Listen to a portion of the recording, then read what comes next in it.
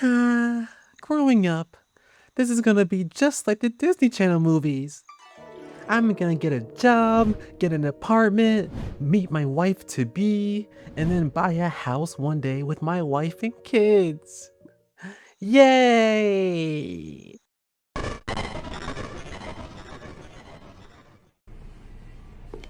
Hey, Hey, can I get your... Can I get a quarter? To all of my Gen Z, we've been lied to. The media, the mass media propaganda has done it again. Bring me Spider-Man. The same one that convinced us that coffee is serving cunt. and not emptying out our wallets like Sly Cooper. Oh my god, cunty. And the same one that tells us that with enough work, Gen Z can do whatever the past generation did. America, yeah! But it wasn't in this memo here that we'd be dealing with, I am Melania, Blade of Mikola. Aw, shucks. job market crisis, government shutdown, the most divided the nation has been since, maybe the Civil War. I don't know. Prices, Mr. Krabs level, houses, scam, AI, They took our germs. corporations maximizing profits more than ever, and worst of all, I'm not gonna be able to afford GTA 6. What kind of world are we living in? Just pull the plug. But this all begs the question of what's the point of even doing anything if there's no goal? What retirement or financial freedom is attainable without a lottery or a really, really nice salary? Working for a corporation who might throw you out if they're just not feeling the vibe anymore. It was fun at first, but it's not you, it's me and the new AI bot we hired. Do you want me to keep going, boss? Just to remind you, you're absolutely wonderful at laying off employees. Gen Z feels lost right now, and honestly, we should. It'd be a little concerning if we didn't. But even though we have this whole memo thrown at us, there's an upside to all of this, don't worry. But we need to get through all the bad to get the full picture before we get to the good. So lay down, eat some cookies, play this in the background if need be, and let's get started. 40% of adults over 45 say they are lonely. That's according to a recent AARP study. And men have higher rates of loneliness than women. All of the best people I've met in my adult life have been here in New York. The name of this group, strolling through Central Park, is quite fitting. Is having one-on-one in-person interactions with people at least twice a week. In person, that's really key. A lot of people think that online interaction is just as good. In person is key. Loneliness is a top issue and one of the most televised problems of Gen Z and beyond. And this is a major correlation to phones and social media. Let's be completely real here. We're honestly more introverted than ever, so Gen Z is pretty lonely, more or less by choice. Even if you have friends, it's like there's something missing. In high school, I had a ton of friends, I can say. I was like Bruce Wayne. Yes. Math class was quite challenging. But when I would finally come home, I'm finally Batman. On my laptop, watching Sailor Moon. Now I'm not in high school anymore, and it's still the same. Speaking of out of high school, what happens to our social lives? Well, if you're not partying it up or intentionally out there being social, you don't really have a third space. So you're unintentionally isolating yourself. Because once school stops handing you forced proximity every day, friendship suddenly becomes downloadable DLC. As I get older, I realize that building a community and like keeping up with your community and like your friends takes so much effort, because in the past you guys all have like a common ground that you guys can come to, right? Like whether it's like school or like college, like whatever, right? Or like clubs and stuff, or sports. But now that you're older, everyone has like different jobs, everyone lives in different places. You're not confined to like one campus anymore.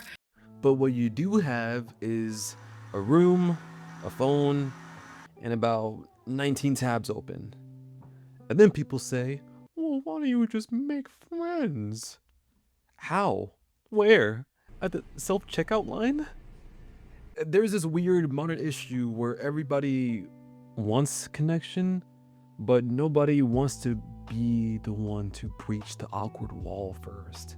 Everyone's scared of being weird, everyone's scared of bothering people, everyone's scared of looking desperate, everyone's scared of being perceived.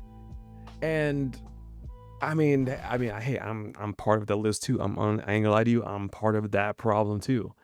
So what happens? We isolate quietly, elegantly in 4K.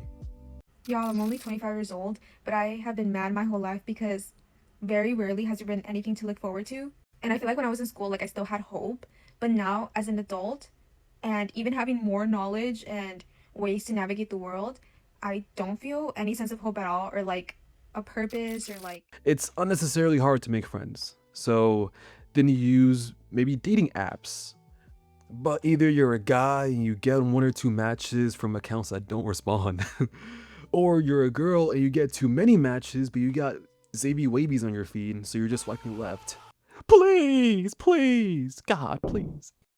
And beneath the jokes, it gets sad fast. A lot of people genuinely want love. Not just attention, not just validation, not just situationship, season 4, episode 12. Real connection. But modern dating feels like shopping, branding, performance, and risk management all rolled into one cursed app. People are terrified of wasting time, terrified of being vulnerable, terrified of getting played, terrified of settling, terrified of ending up alone. So everyone keeps one foot out the door. But then we wonder why everything feels so hollow. That you miss him, and I understand that this person might have been really a nice connection that you haven't felt in a while. But can I offer you this reframe? We keep finding ourselves in a pattern where you keep going after people that are not fucking available to you. And you keep romanticizing it, saying that it's something that it's not. And just because you had a nice time or a nice date or the sex is great doesn't mean that this person actually has the bandwidth or necessarily even wants a long-term or serious relationship with you. And mental health too. The amount of people I meet that I don't even realize are on antidepressant medications is staggering. And depression existed in the past, sure, but this bad? It feels unnatural. Kind of like ADHD too. And I don't even mean that in a judgmental way. I mean, it literally feels like our brains are trying to process a world they never even were built for. Every day we wake up and absorb bad news, people richer than us, people hotter than us, people more successful than us, AI chaos, the existence of Labubu's, and all of it is competing for our attention equally. Your brain can't tell the difference between my rent is due and a stranger I'll never meet has better lighting than me. It all just piles on. And look, I get it. Because when the real world feels expensive, uncertain, lonely, overwhelming, the phone becomes a portal, literally a portal. And the scariest part is not even that our attention spans are getting cooked, is that we're losing our ability to be with ourselves. No boredom, no stillness, no reflection, no friction, just stimulation constantly. Whether that's music, YouTube videos, Spotify, podcasts, etc. And when you remove all boredom from life, you don't become happier. You become less able to tolerate being alive. That's the trap. And how freaking hard it is to build a fulfilling life. I mean, is anything outside the phone even real anymore? What even is grass? Really? But if we're getting into mental health here, we need to dive into the external too, because half of the issues are on the outside too. And then of course, there's the money side of all this. Rent is absurd, groceries are absurd, insurance is absurd, everything has a subscription, everything has fees, everything has a convenience charge for the inconvenience of being alive. And houses are treated like sacred ancient artifacts now. Insecurity about the future, especially regarding family planning, and also the fear of never having a family. It feels like we're at a point right now where it's damned if you do, damned if you don't. Damned if you do start a family, because unless you're absolutely ready, and I mean like ready, you'll be in perpetual financial distress. It's not even funny. It's just crazy how bad it is, where getting like, maybe having one kid will just put you in just stress 24/7, because even just rent alone is such a crazy number right now. So imagine rent plus baby diapers. Diapers and milk. Look, if I'm getting milk, I'm not coming back home. I'm joking. And damned if you don't, because what if you do want to start a family, but you can't find someone who really connects with you, or can't afford it? Or life just goes by without you realizing, because of work, stress, etc. These things happen. And I can honestly keep going with OnlyFans, schools, values itself at this point. And nobody tells you how psychologically exhausting it is to not just want things, but to wonder if those things are becoming luxury items. Love, homeownership, peace, kids, time. We know how to post, we know how to react, we know how to perform, but being is way harder. And I think that's one of the biggest, but also kind of laid back problems Gen Z has. Not just that the world is hard, but that the world is hard and we're processing it while constantly watching ourselves process it. That is exhausting. But here's the funny part, right? Even though Gen Z is dealing with all of this right now, we're also the first generation in history with the tools to fight back. Alright, now, the good. We, officially 26 years and beyond into the 21st century, have the tools that no other person in history had. The knowledge of the entire world, the best entertainments in the world, tutorials for everything, communities for everything, the ability to learn skills from our bedrooms. If you're not in a third world country, your quality of life is, on average, fine. Or at least, broadly speaking, better than most of human history. We have healthcare breakthroughs. Many diseases that plagued us before can be better managed or cured now. And also, we're not experiencing the bubonic plague right now, so that's a plus. Wider access to electricity. We also have increased awareness and progress in gender equality, LGBTQ rights, minorities, providing more opportunities than in any previous century. So, what does this all mean for Gen Z?